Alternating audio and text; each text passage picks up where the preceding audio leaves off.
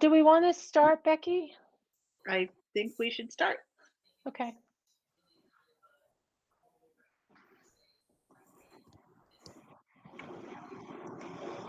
Okay, Becky, you're ready to roll.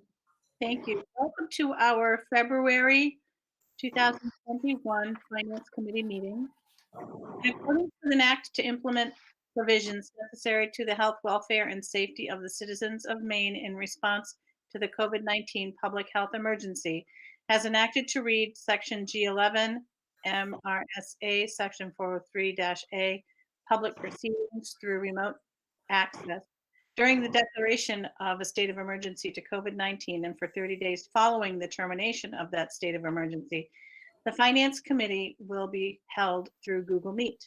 This meeting will be live streamed and available for viewing at www.msad11.org. At this moment, I will call the roll. Okay. So Becky Fless, Here. Nicole Medore, Here. Alyssa Tracy. Here. All right, we said Jim Lothridge was going to be absent. Patrick Saucier. Here. And Cullen McGuff. Okay, he's currently absent. I'll keep an eye on if he joins us. Yep. So, okay. So tonight we will begin we will have our first look at the budget. And if you've looked at the agenda and the attachments that Andrea sent to us this afternoon, thank you, by the way, for those. They were very thorough and a good look at where we are. The first thing on our agenda tonight is the ED279 review of the state funding formula. And so, Andrea, I think I'll turn it over to you to walk us through that. Okay. Like a woman. So you're right. I did send all of you a lot of documents this evening, and I apologize for the lateness. We're still working on things. So right up till today. So the first thing that we want to do is look at this year's ED279. So for those of you who may be at home or watching this later, I am going to show you where to get the document. And then I'm going to skip forward and start showing you how the state distributes funding to school districts. So a little history, the ED279 came about when the discussion of funding 55% of education. And because it was so open, this was a kind of in response to put a limit of the 55% of what, otherwise it would just be 55% of whatever. So the state wanted a way to find a way to distribute subsidy to school districts equitably. So, and every year we get a report called the ED279. So I'm going to start presenting.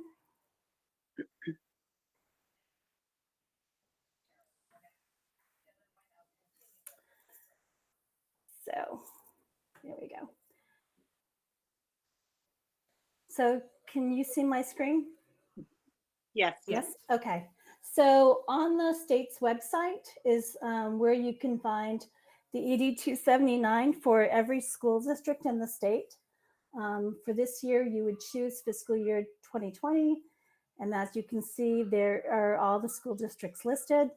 If you scroll down, you will see RSU 11, MSAD11, view the report.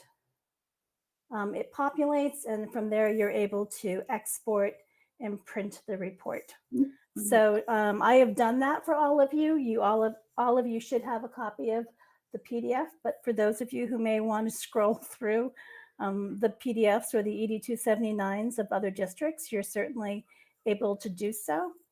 So I'm going to close this tab and I'm going to bring up this year's ED279 that I have.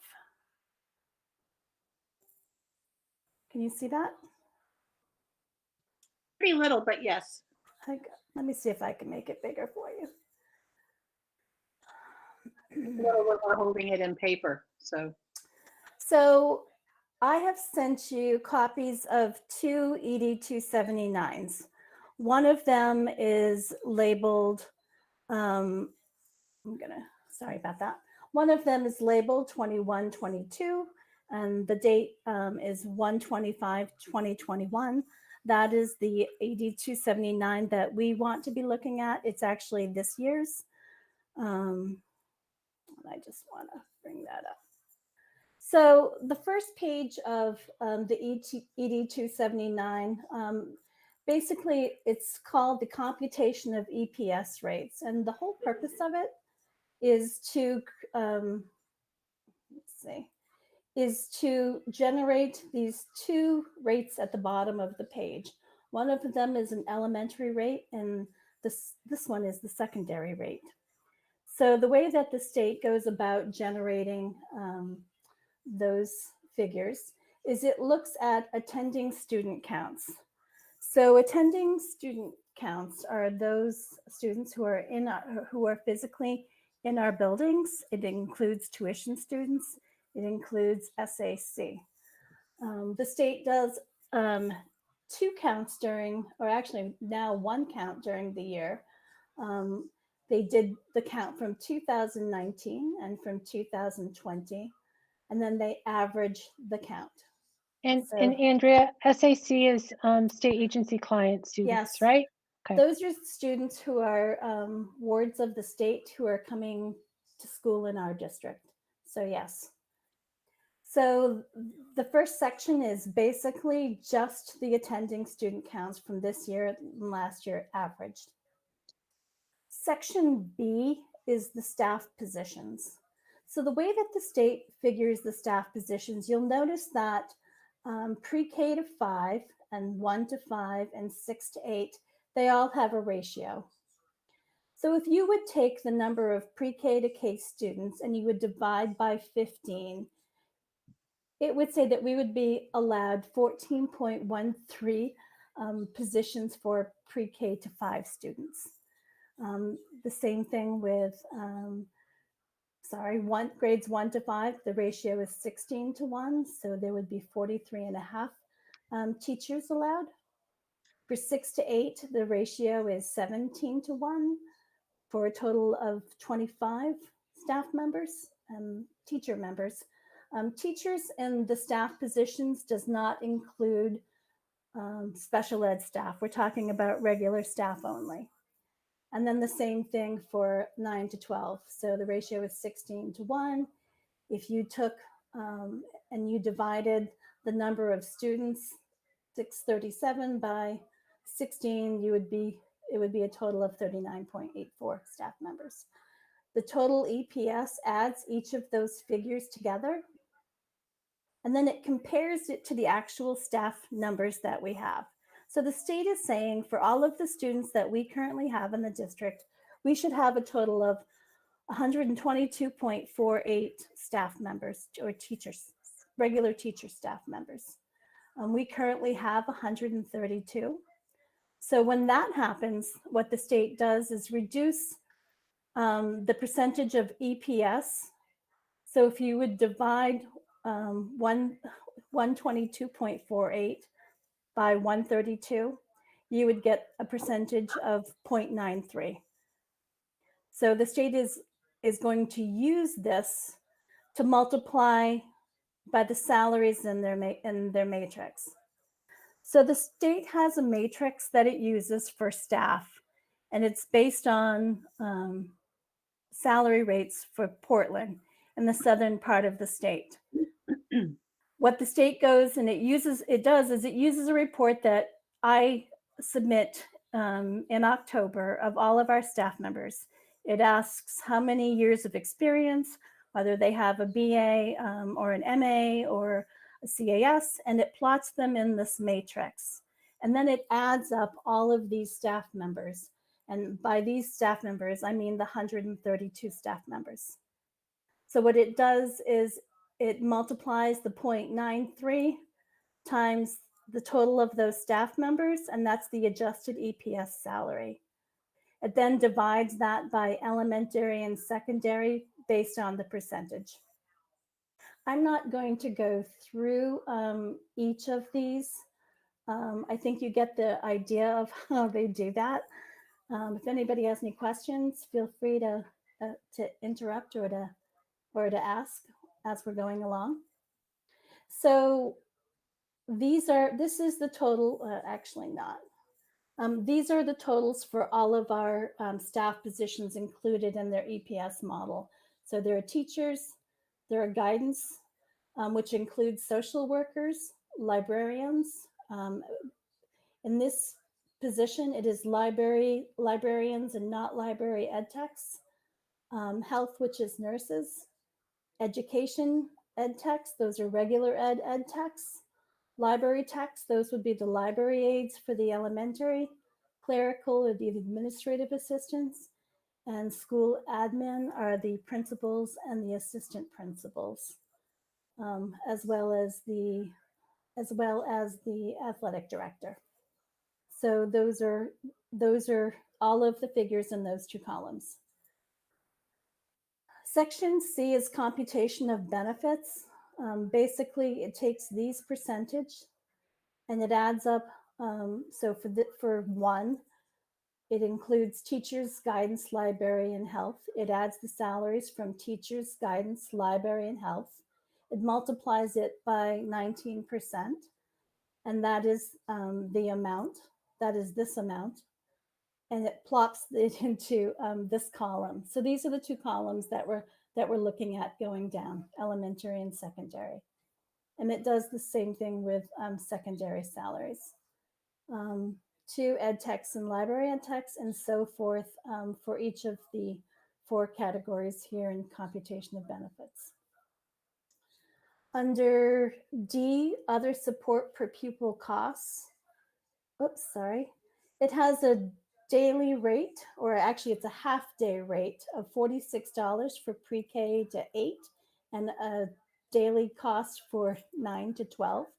It multiplies that by the number of elementary students, which you see up here.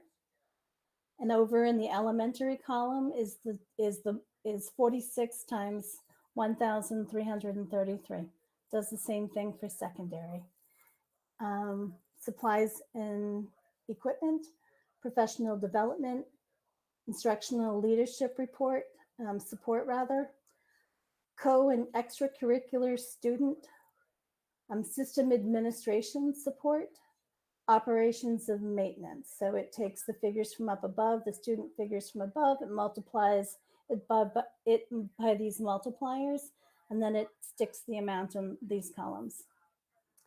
Under E, other adjustments, because the matrix is calculated based on salaries in the southern part of the state, it does a regional index, and it actually subtracts some of these salaries from us. So the multiplier is 0.95. It adds up all of these salaries and it multiplies it by 0.05 and then subtracts that amount from the calculation. It then takes the number of, actually this is the total of everything less the regional adjustment for elementary and secondary. Takes the number of students, so there are 1,333 elementary students and 637.5 secondary students, and it generates the elementary and the secondary rate that's going to be used on the next page of the ED279. Questions about the first page? Okay. So the second page is actually where they start giving us money. So on the first page, we talked about attending students. On this page, we talk about subsidizable students. So subsidizable students are different than attending students. Attending students, as I said earlier, are students that are in our buildings. Subsidizable students are students who live in our district or who are incoming superintendent transfers. So there would need to be a superintendent agreement between the 2 school districts. So those students are counted as well. So again, as the first page, you'll see the October 19th count, the October 20th count, and then the average count for all of the areas. So this is in part B, this is where the state starts throwing monies in the district's coffer.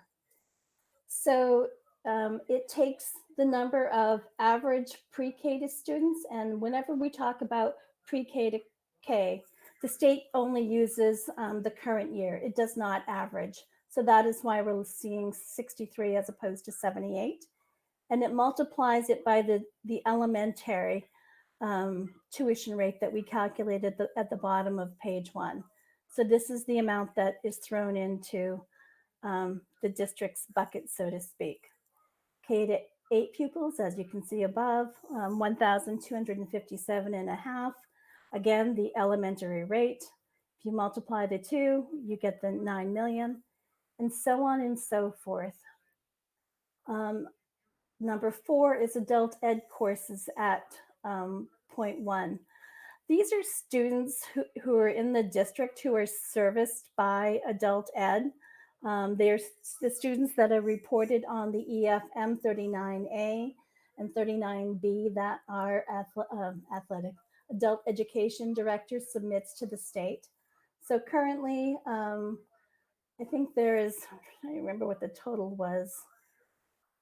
It's basically total number of academic courses at 0.1 per course. And I think there was 40, but I don't remember off the top. I don't remember to be precisely. So if I multiply the 5.8 times the secondary rate, that is the amount that is thrown into the coffers for those students who are serviced through adult ed. The next 5, 6, and 7 are students who are not currently attending our district full-time, but may access some of our services. So we have a 0.25 student at the high school who is accessing. So 0.25 times the high school rate or the secondary rate is a total of 1,911.75. The next section is called weighted counts. Disadvantaged is what it's called, and it's based on free and reduced lunch rates.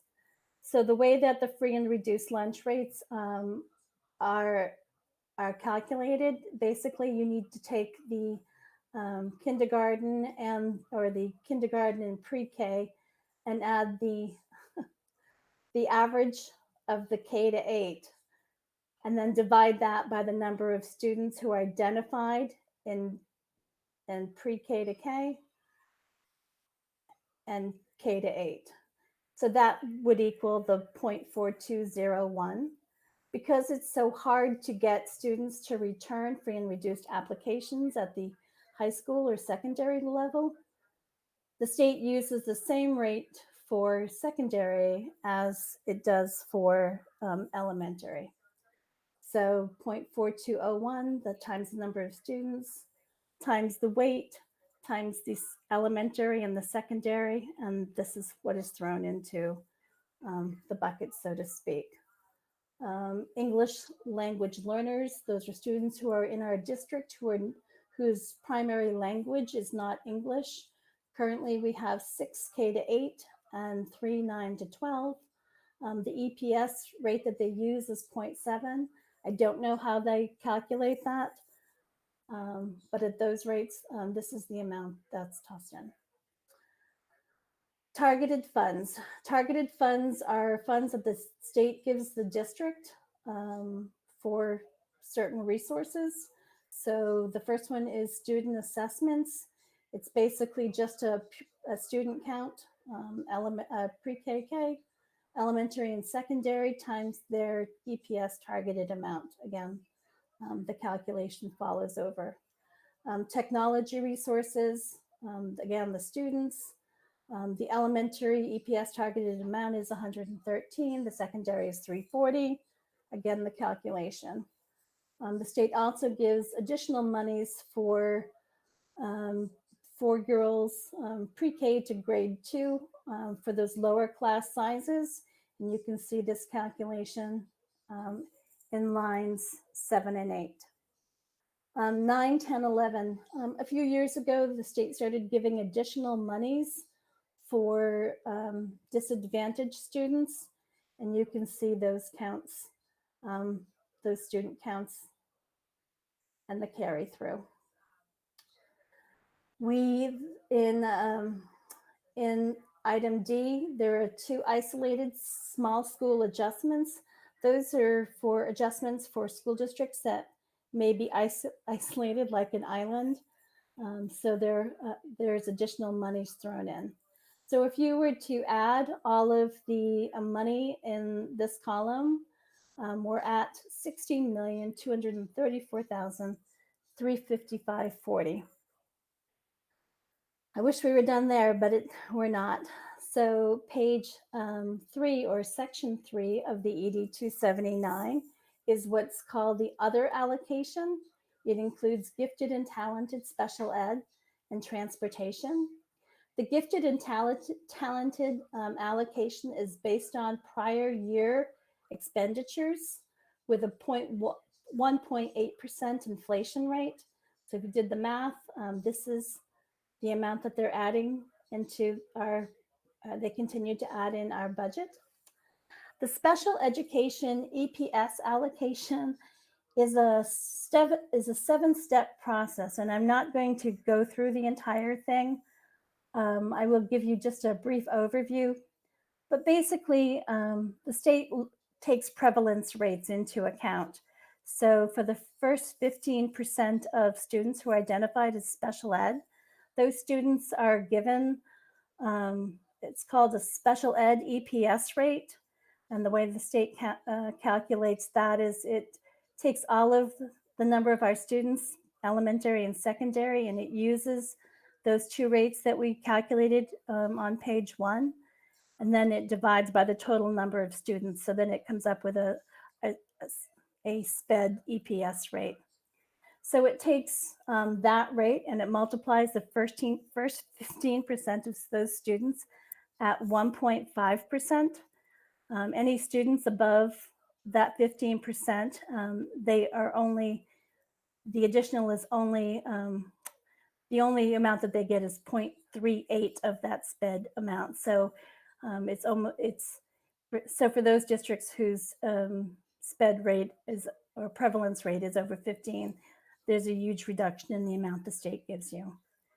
So the state calculates that, and then they compare it to your expenditures from the prior year. They subtract out all revenues that would be special ed related. And if the calculation based on prevalence rate is greater than your special ed expenditures from the prior year, you get the greater of the 2. So for us, ours is the prevalence rate as opposed to the expenditures. And I know that was a lot of information. I just wanted to give you an idea of how they calculate that. The high cost out of district is based on 4 times the tuition rate. So if you spend more than 4 times the tuition rate on a special ed student, you get the overage. So based on the information we had for the students last year, we are getting an additional $13,125. That's line 3. Transportation operating cost, again, that's another calculation that the state does. It compares 2 things. It compares your prior year EPS calculation at I believe it's 1.8 again, but I might be wrong, versus your actual expenditures. And then they do a high and a low, a minimum and a maximum, and you get the lower of those 2 when they compare. So for us, our lowest is actually last year's rate times the multiplier. So that is what we are getting for our special ed not special ed, transportation EPS calculation. Line 5 is approved bus allocations. As you know, we don't purchase our buses, we rent them. I think it says a lot that we have the lower of the calculation in item 4, which means that we're not spending more than the allocation. So I think it speaks volumes to the district for leasing our buses as opposed to purchasing our buses. I think that we're operating efficiently. So if you were to add all of these costs, or this coffer or this bucket, there's an additional $5,266,472.26. Item B, the teacher also throws money in here towards some of the employer costs of main PERS. The great news, there is good news, is that the actual employer cost of main PERS was actually reduced this year. It actually went down from 4.16 to what I believe is 3.89 off the top of my head. So in our budget, we are seeing less in main PERS employer costs, but this is the amount that the state is giving us for those. So if you added everything from the second page and the third page, this is the figure that you would get. We have no debt service. So debt service is anything that a school district would owe on an outstanding building project. All of our projects have been paid for, so we no longer receive debt service. You'll see in 3, the approved lease 2021, we have an approved lease for the Pittston modular. So the state throws in $43,000 for us. Sorry.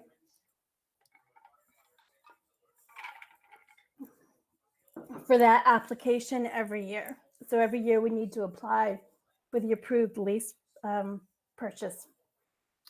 If you total everything up from page 2 and page 3 and everything from this page, there's a total combined allocation of $22,039,331.33. So then what do they do with that? So on the next page, section 4 is the calculation of required or the local contribution. So on this page, in section A, they actually list the number of students from each of the district's municipalities, and then they list it as a percentage. And then what they do is they calculate, this is the debt service. So this is where the lease is, and this is the other operating and subsidizable costs if you attributed it to each of the 4 communities, which we don't because the state pays a portion. The state valuation by member municipality, it's a 3-year average or previous year state average. So oftentimes locals will sometimes get confused because the state valuation is different than the valuation that cities and towns may set for themselves.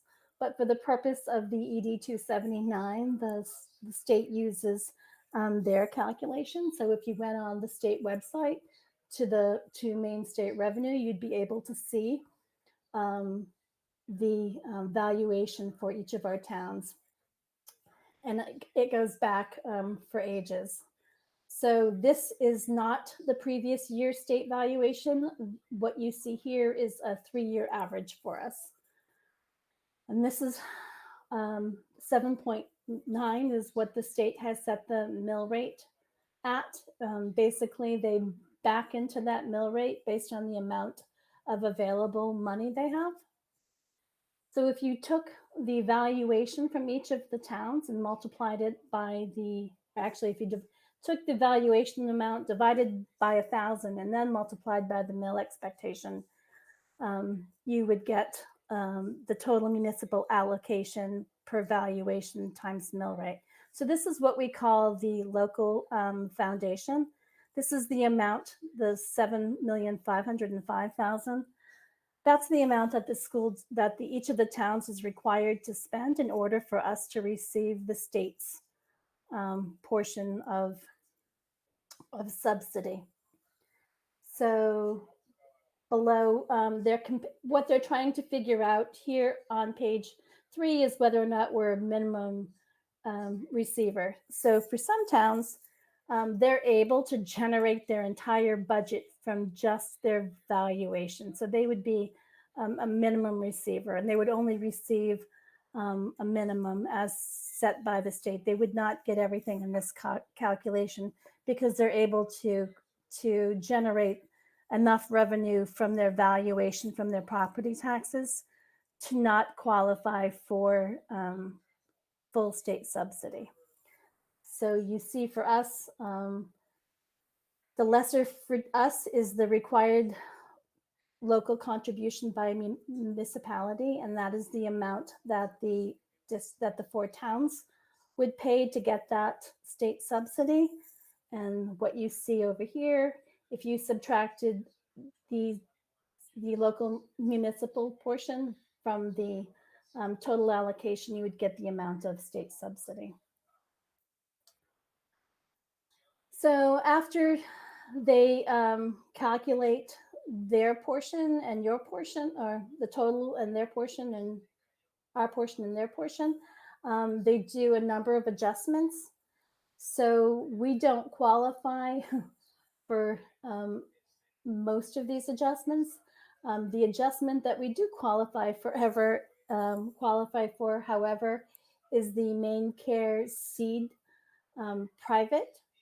So throughout the year, or actually quarterly, we receive bills from the state for special purpose private students who are attending special ed schools outside of the district. The students qualify for main care, and as a result, these special purpose private schools bills the state for the federal portion, and the district is required to pay that. So throughout the year, they will take that amount, that copay from us. So as I move through the year, they'll keep updating this year's ED279 and reduce subsidy by the amount, or withhold subsidy by the amount that we are being billed for those services through the special purpose private schools. So you'll hear us talk about seed money throughout our budget process. So if our total budget was 22 million, or this total allocation amount, the local share, meaning this amount, the 7,505,000, would represent 34.5%, or 05% rather, and the state share would be 65.95%. So they just keep the municipalities, again, the local contribution, the overall contribution or percentage of contribution for each of the districts. On the last page is just the subsidy payments that I can expect to receive in the beginning. As I say, once they begin deducting main care seed, we start receiving less subsidy money. I have to account for that. So that is everything in the ED279. I also gave you a copy of last year's ED279 so that you could compare. And to make things easy, and I'm not going to go through this entire document, but I wanted you to have it. I just need to find it. Sorry. I just have too many things open. Anyway, let me see if I can find it, because I want you to see what I've done.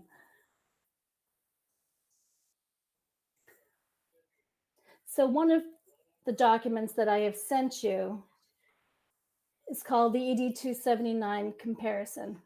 So what I have done is I went through for each section and I listed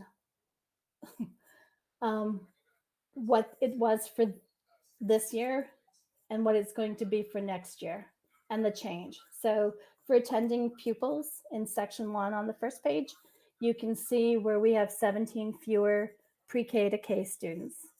We have 20 fewer grade 1 to 5 students. We have 19 fewer 6 to 8 students.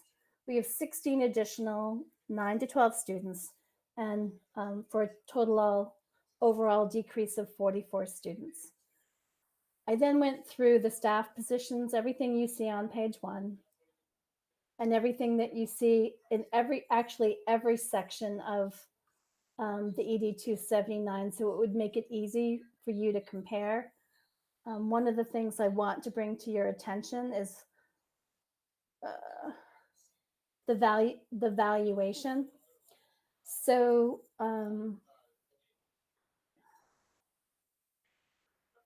the average, one of the drivers of the ED279 is valuation and student counts, and I wanted you to be able to see that the valuation for each of our municipalities has increased. And that even though the mill rate has decreased, most of our municipalities will be Pittston and Pittston and Randolph will be paying additional. And it all depends on the percentage of the total. So I wanted you to see the additional or the increase in valuation. So I'm not going to go through this entire document, but I wanted you to have it if you wanted to compare the changes between the two documents. I thought it might make things easy for you. Or easier for you. Sorry, there's a lot of information there, folks. Questions? Thank you, Andrea. This is helpful, I think, to see the comparison. That's what I'm looking at more. So I appreciate your presentation. Thanks, Elisa. Questions from committee members? Great job, Andrea. This is Matt. Thanks, Matt.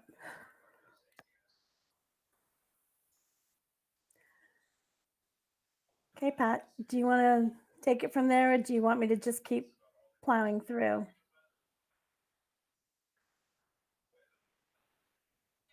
You want to tell her she's muted? You're muted. Sorry about that. I usually don't mute myself, but I decided it might be easier with unnecessary background noise. I want to start, Andrea, by just thanking you going through that. That is a lot of dense information, but I think it's really important, and it kind of sets the stage for all of us and for all of the work that we're doing. So we are at the beginning, and I really want to stress this, we're at the very beginning stages of developing our budget for next year. And so I've asked Andrea to share with you the draft budget proposal that we currently have, but I really want to make sure that board members understand that this in no way represents the final budget and what we're going to be looking forward to presenting to the public. It is just the initial first stage, and I think that that's really important to understand, because if we look at the bottom line and the impact to the taxpayers as you review this, I think we could all have our heart stop and say, oh, what are we doing here? We can't be passing along that type of increase to taxpayers, and I completely agree. This is just the first beginning stage. So with that, and kind of setting that expectation, I would hand it over to Andrea to just briefly kind of go through the highlights of what we're seeing for the proposed budget. This budget has not yet been reviewed by the administration. You are actually seeing it really before they are, or at the same time. We have not yet had a discussion. Our first discussion will begin on Thursday.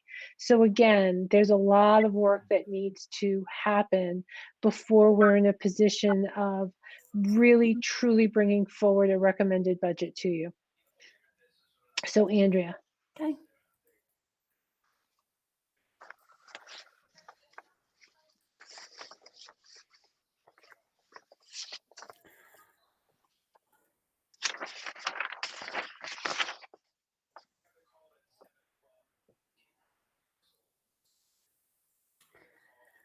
So what we are looking at on the screen is the 11 expenditure articles that the state requires us to present our budget to taxpayers. I'm trying, let me see if I can get the whole thing on. Maybe not. So the overall increase is 7.93% or $2,075,695.06. And as Pat said, it's extremely preliminary. If we were to pass this along to taxpayers, I'm just going to show you the spreadsheet, the worksheet that we usually do so that you can see. One of the things I want to tell you is that because we have lost revenue from some of our revenue sources, our miscellaneous revenue, that I have reduced miscellaneous revenue. We have not received revenue this year from gate receipts. We have not received receipts from the musical. In addition, our SAC or state agency client receipts are way down, typical as a typical school year. So I have reduced our miscellaneous revenue, and you can see those here up above. You can see where this is last year's budget. This is the proposed, this year's budget. The proposed budget as it's being presented at this meeting. This is the miscellaneous revenue. The net budget to be funded is the total budget less the miscellaneous revenue. You can see the municipal allocation, the foundation allocation that we just talked about in our Ed279, and this is the state's contribution. The other portion of that is because we are above the allocation, the entire operating allocation as set by the Ed279, the state considers the remainder or the difference to be called, or it's called additional local. It's the amount that needs to be raised over and above the portion as calculated by the Ed279. So that totals $4 million. So if we look at this, the way it's presented, the total increase to taxpayers would be $2,045,000 or a 20.51% overall. The next document that I'm going to show you is what is included in this budget. So the first thing I want to say that health insurance is, I received our medical loss ratios. They are very good and they are very comparable to last year. We think we're going to come in low. Originally, we had 12% budgeted for health insurance, but after conversation, we have taken it down to 3%. So currently in our budget, there's 3% for health insurance. If we go down to zero, that's about an approximate $100,000 cut. So that's where we are with health insurance. I've broken the increases down by the expenditure articles. So you can see that in Article 1, which is regular instruction, salaries, health insurance, the decrease to main PERS that I talked about in the Ed279 discussion, dental insurance, workers' comp. Our workers' comp, sadly, has gone up. We used to have a mod rate below 1. Our mod rate now is over 1. We've had a couple slips, trips, and falls that have resulted in higher workers' comp rates. We are hoping to get that back down. The instructional technology devices, one-on-one, that is not a real increase. We are moving those devices to regular instruction per the state's instructions. Those devices that are being used in the classroom are being moved from Terry's budget to the regular instruction budget, but Terry is the one budgeting them. So when we get to Terry's budget, you will see a decrease for those devices being moved out of her budget. And then you see a decrease in instructional supplies. Article 2, an increase in salaries. It includes a transfer of an ed tech from local entitlement to the district. For those of you who do not know what I'm talking about, local entitlement is one of the federal grants that we get for special ed students. We typically budget just staff in local entitlement. This year, however, it won't fund all of those ed techs that we currently have in local entitlement. So therefore, I moved one of the ed techs from local entitlement to the district. So that's reflective. Transliterator services, health insurance changes, main PERS. Tuition to special purpose private schools is up by $502,000. Main care seed or Medicaid seed is up $250,000. Web software for remedial students is up, that might be for testing. Instructional supplies, an extended school year. They're looking at an extended program for the summer in special ed. So special ed is up over approximately $1 million. Can we pause here for a Sure. moment? This is a considerable increase, and so I just wanted to kind of relay to the board conversations that are happening behind the scenes. What's happening in our special ed department is we are seeing that we have some students who require services that we have not been able to provide in our STEPS program. Our STEPS program currently provides services to students through grade 2. And then once students get into grade 3, 4, 5, we've been able to integrate them into the classroom and kind of mainstream them in. The needs of the students are such that we're not able to do that next year. And moving forward, we're not going to be able to. We're going to have to expand our STARS program. That's our autism program that's currently housed over at LER. We're going to have to move it into another building, one that is a K through 5 building.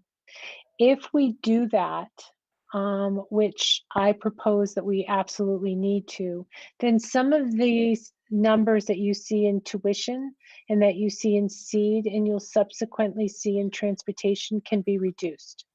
So these numbers take into account if we don't expand the STARS program. Now, I'm sorry, the STEPS program. Now with the STEPS program, it will require that we hire an additional teacher to help provide services for students in grades 3 through 5. As I said, it would need to be moved to one of our other elementary schools that host students K through 5, because those students need to be in a building where they can be with their peers. So we can't keep it just in a K2 building. So we're looking at moving the program most likely over to Helen Thompson. And so in order to accommodate the program at Helen Thompson, we need to look at a couple options. Given our current space, if we want the program over there, we would and we don't add any space, any classroom space, we would need to move our pre-K program at West Gardner over to LER so that all of the pre-K in the district would be housed at LER. That's one option, and then we could move STEPS into that existing space. The other option kind of goes back to what we talked about at the last meeting, and that is if we're able to move forward with a modular and add some additional classrooms, and we're able to do that to target learning loss to help decrease class sizes so that it really qualifies for our federal funding, we can move classrooms out into the modular, which would maybe free up some space within the building for our STEPS program. So I want you to be aware that these conversations are happening behind the scenes, and we're going to have to be making a decision as to whether we'll move forward with a modular, or if not, I wanted you to understand what the consequences of not moving forward could mean for the district. And it would mean that we would have to move pre-K over to LER, basically swap programs. So we don't have a recommendation. We are trying to figure out all of the expenses and the logistics behind the scenes of how do you make this happen. The other thing that I will throw out is we already at Helen Thompson, in a normal year, we have about 300 students there, and I would say that our administration is at capacity. If we're going to bring in another program that is going to need oversight, we're going to have to look at the supports that we provide to our administration at Helen Thompson. I don't know what that means or what that looks like yet, but it certainly has to be a consideration.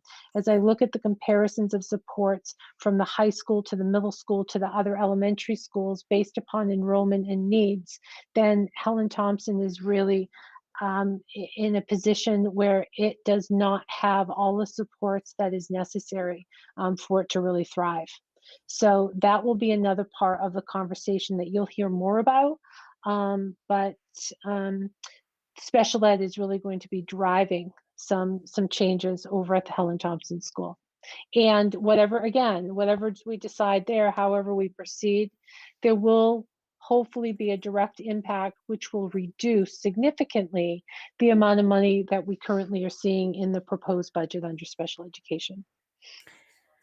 And while we have 300,000 in a special ed reserve account, that's certainly not going to fund the $1 million increase to special ed. And I think we need to discuss whether or not whether we choose to drain it in an entire year or how to move forward. So Pat's right, there are conversations that are yet to be had. So moving forward, as far as what's in this budget, CTE instruction, tuition to CATC.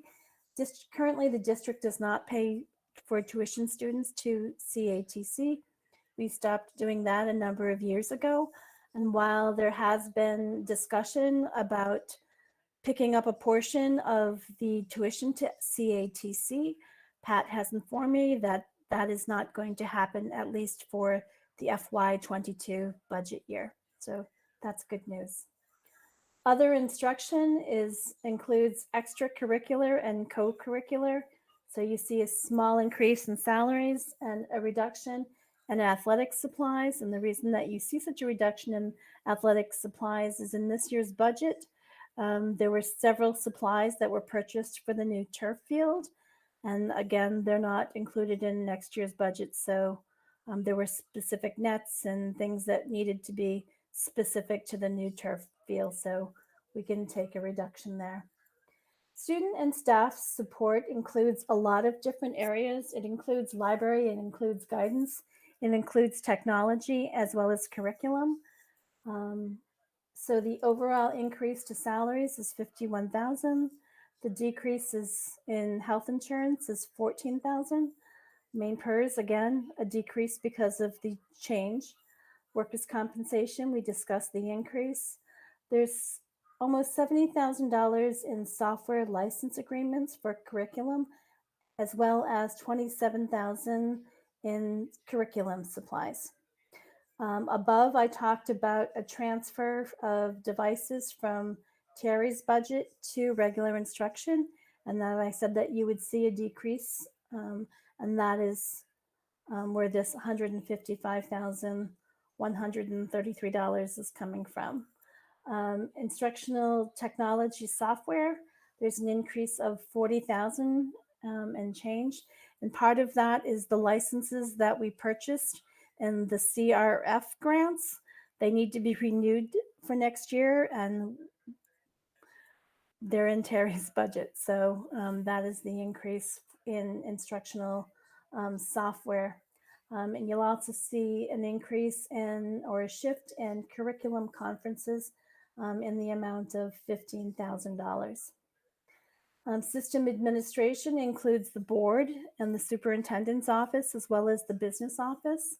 There is an overall increase of salaries of $12,000, an increase in audit services. As we discussed during the audit presentation, the district gets quite a discount in its audit preparation because of our audit. That they're able to bring people to the district to train. However, their rates are starting to increase. And I will say that I know others are paying far more than we are. Health insurance increase changes. Oops, sorry. Accounting software. If you remember back during the discussion with CRF, we added a plan that will allow, or a software that will allow staff members to enter timesheets into electronically, and that is the increase that we see above in the amount of $10,752 increased in postage as well as dues. So an overall increase of approximately $23,000. School administration, as I said earlier, is your principals, their offices, as well as the administrative assistants. Overall increase in salaries, decrease in health insurance, cash in lieu, and a decrease in main purse. Overall increase of about $28,000, give or take. Transportation, increase in salaries, decrease in health insurance. The bus lease is going up. That is the lease that we paid to use our buses. There's an increase every year. That amounts to $27,000. Conferences, professional development for $4,500. And then there's special ed purchase services, transportation. So special ed put in the transportation budget, transportation for a student to a special purpose private school. So that was put in by the special ed department. And fleet fuel, you will happily know that we did our fuel bids, and there will be a decrease in the amount of our fuel costs for diesel. An increase of approximately $147,000, give or take. Facilities maintenance, increase in salaries, decrease health insurance, supplies, increase in workers' comp. You see the lease payment for the turf field in the amount of $53,000. High school cafeteria floor, high school paving, high school practice field fence, furniture for the boardroom, $15,000. Riverview gym floor repair, $33,000. Riverview paving repairs, $6,000. Ceramic tile bathroom repair, $3,000. Emergency lights, $5,000. Roof replacement at Pittston, $27,800. Exterior door replacement at the middle school, $4,000. Roof replacement at the high school, at the middle school rather, $69,792. A middle school staff bathroom in the amount of $30,000. Siding replacement at Helen Thompson School, $30,000. Emergency lights for $2,000. The increase in the school resource officers, that amounts from the city, $2,800 and change.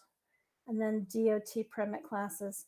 I want you to note that the increase to facilities is less than what is here, listed here, less than the $382,000. But I wanted to include all of the special projects that Gabe had budgeted in facilities so that you could see everything that's in there. The only other expenditure article, is appropriation to food service. Food service isn't in our budget. It's in a budget of its own, but every year the district budgets an amount to help the food service program, for the lack of a better word, because they are not self-funding. They do not generate enough revenue. So we put an amount in there equal to benefits. And then if whatever they're in the hole at the end of the year, I transfer that from the general budget to the food service budget. So this year there's an increase of just $1,800. So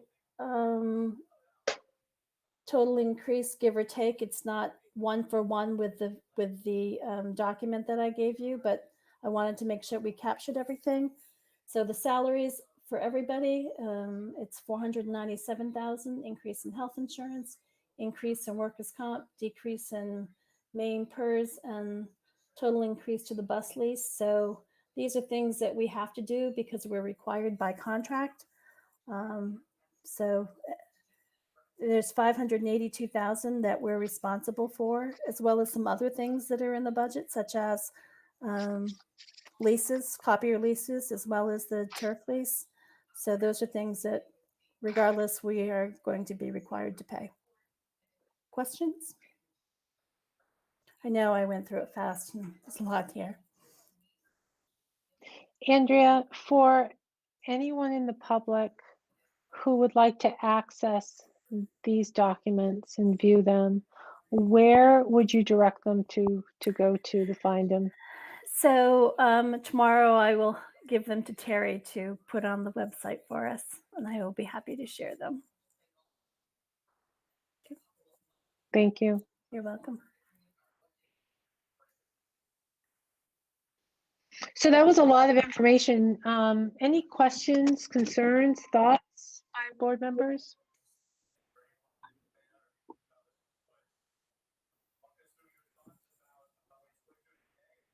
Awesome. Okay. Then the next item is the approval process for the budget. Wanted to share with you that that Governor Mills, that she updated her executive order from last year to allow us to follow the same approval process for our budget that we followed last year. So historically, we've had to have a budget meeting that we've held in the gym, and that's when we went through every single warrant article, and then the total budget that was approved was sent forward to the public via referendum. Last year, we didn't host that public meeting. Instead, we had a public hearing where we presented the budget and allowed people to ask questions about that budget. And then our overall budget went to referendum. So rather than the public voting on just one warrant article, they had to vote on every single warrant article. So that's what we'll be doing again this year. The good thing about it is it gives us a little more time to finalize our budget, so that we're not stressing to try to have it done by the beginning of April. Gives us a little more time to kind of finalize our health insurance numbers. If you recall, health insurance numbers usually come in the first week of April. And so we're always at the last moment frantically trying to make adjustments. We won't need to do that. We probably won't need to have your budget approved officially until the May budget, correct? Or I mean the May board meeting, correct? That should give us enough time. As long as we have enough time to get the newsletter together, that needs to be in the hands of or available to taxpayers before our budget hearing. So we can talk about. But I would think, yeah, the May budget would be the very latest. Okay, the May board meeting. Yeah. So, but this will mean starting in 2 or 3 weeks, finance committee meetings are going to have to be on a more regular basis, once a week, so that we can begin doing this hard work and making some tough decisions about the budget and what we can support and what we can't support moving forward. We also are aware that we most likely will receive some additional federal money. So most recently, I've informed you about ESER 2. That was the 1.6 million. There is a chance that we're actually going to receive some additional money as well. And that money will have to be spent by September 30, 2022 versus ESER 2, which is supposed to be spent by September 2023. So that will give us a little more flexibility in really trying to target learning loss for students over the next 2 years. So we'll have to wait and see what that offers. It may allow us to fund some of the expenses that you see in the budget that we just walked through, in addition to special ed, really looking at curriculum and some of the expenses that we've built into this budget, we may be able to cover with ESER. We just have to be careful.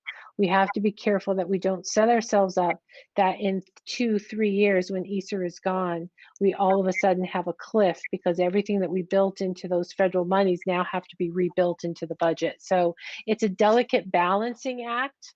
And so we'll talk to you about all of that, and we'll collaboratively kind of figure out how to effectively use the money to support students, to support staff, while not unintentionally hurting taxpayers down the road.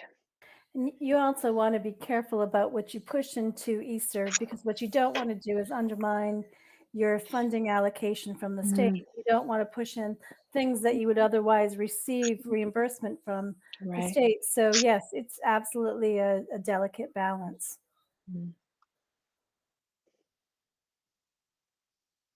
Questions about the process that will follow?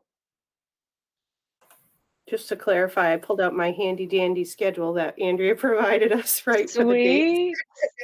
So we're looking at the coming in March, like you had the 9th and the 16th. And then we have also the budget work sessions that'll be scheduled too, right? Those are the ones we're talking about, the bulk of March. Okay, perfect. Yes. Thank you. You're welcome. And we'll try to target Tuesdays as much as possible. I just think that consistency, continuity is helpful. Then Andrea, you had a couple additional items that you wanted to share with the Finance Committee tonight as well, correct? Correct. So I am asking, or I am letting the board know that we would like to change our flex benefit plan administrator. So we have a flex benefit plan that our staff uses, and we've had it for years and years and years. The past 2 years, we had changed our plan administrator, and it's just not really a good fit. The staff seems to be frustrated with the reimbursement process. So I have reached out to a few of my colleagues, and we would like to make the change. The great news about making the change is that it will not require any additional or any funding from the district. It's just basically they do all the paperwork. The flex benefit, for those of you who don't know what it is, it allows employees to take money aside out of their check on a tax deferred basis to use for either medical or dependent care expenses for either a child or a parent who may be may be in a day home. I don't know, is that what you call it? Anyway, so they're allowed to take that to make those deductions, and then they submit reimbursement to the administrator, and then they are reimbursed for those expenses. So as I said, our current plan administrator doesn't seem to be a good fit, and the plan is to move along. Do you need a motion to do that, Andrea, or just kind of a thumbs up? Pat, what do you think? Oh, I don't know. I don't recall what we did in the past. A motion for something like that never hurts if the committee wants to do so. That way it is documented. Sure. So I'll make the motion that we go with Andrea's recommendation to switch flex benefit spending for the staff. Second by Nicole. And so that will go from main school management to Horace Mann. I think it's important if there's a motion that you know exactly which vendor we're switching to. Okay, so any questions? Then I'll call the roll, Becky. Sure. Becky Fless, Yes. Nicole Madore, Yay. Alyssa Tracy, Yay. Patrick Saucier. Yay. All right. That is unanimous. Thank you. So the last item on the agenda is the 2021-2022 diesel and unleaded fuel bid prices. So included in the email that I sent you were the results of the bid from CES. You have them. There's one document for unleaded and one document for diesel. The district always bids for fixed prices as opposed to rack and or cost plus price. So for, let's see, for unleaded, Dennis K. Burke was the low bid at $1.9942. Last year, or actually this year, the bid price was Dennis Burke at a cost of 1.9796. There's an overall increase of $330 for unleaded. However, we don't, other than our transportation, other than our maintenance vehicles, we do not typically use unleaded. So we are pleased with the bid price. We have locked in for the next 12 months beginning July 1st. And both CES, which is Competitive Energy Services, and I are very happy with the results from that bid. The other bid is for, let's see. Of course, I'm not going to grab it. Is for diesel. There we go. The low bid again was Dennis K. Burke. We purchased about 67,000 gallons in conjunction with the city of Gardner.